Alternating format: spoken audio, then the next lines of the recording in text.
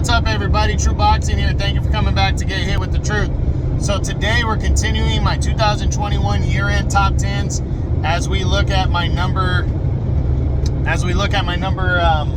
3 heavyweight in the world right now, the former two-time unified heavyweight champion Anthony Joshua of the United Kingdom. Joshua entered the year coming off of a 2020 where he returned to action and won a second straight fight, knocking out Kubrat Pulev, his mandatory challenger.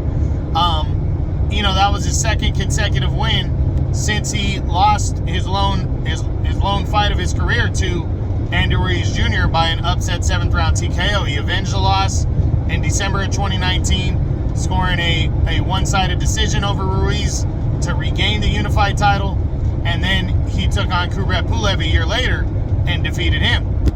Well, heading into 2022, he was trying to land a big fight. He was trying to land a big fight with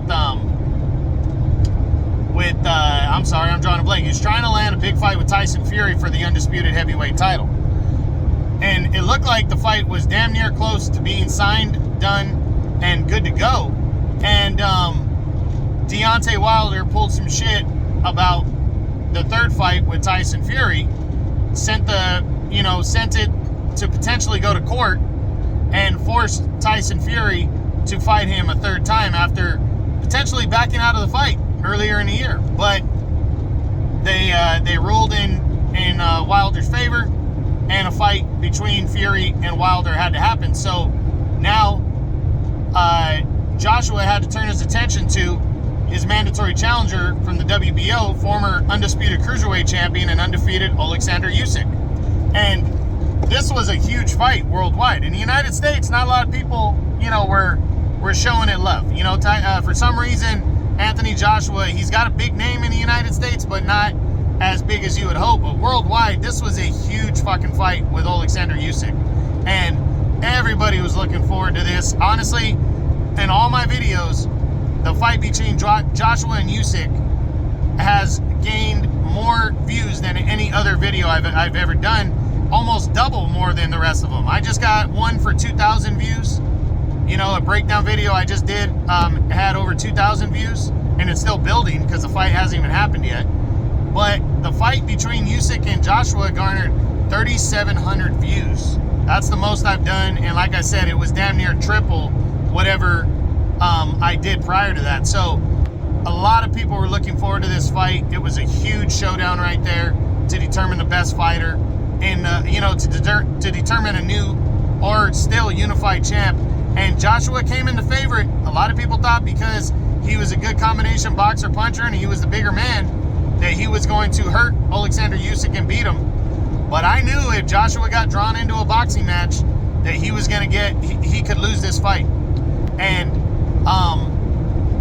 Alexander Usyk forced him into a boxing match, and he completely dominated Joshua. And, in terms of boxing, Joshua had his moments when he threw his jab. Man, he looked good. And when he was landing uppercuts, he looked good. So he had his moments, but they were few and far between. And Alexander Usyk would defeat Anthony Joshua, and Joshua would lose his unified title for the second time. And, it was a tough one. It was a tough loss for Joshua. He got hurt down the stretch and almost stopped, but he held on and he fought hard, but it was just not enough, and he would lose the fight. So since then, he said that, he got tired of hearing that he's just a bodybuilder type shit and decided to try to box. But that was a mistake, trying to box a master boxer and Alexander Usyk. But a rematch there was an automatic rematch in the contract, and it looks like the rematch is going to happen. Likely in March or April. I'm leaning more towards April now because it's already mid-January. And I haven't heard anything concrete, so I'm leaning towards April for this fight to happen. I think it's going to happen. I just don't know what is going to happen in the fight. I don't know if Joshua can beat Alexander Usyk.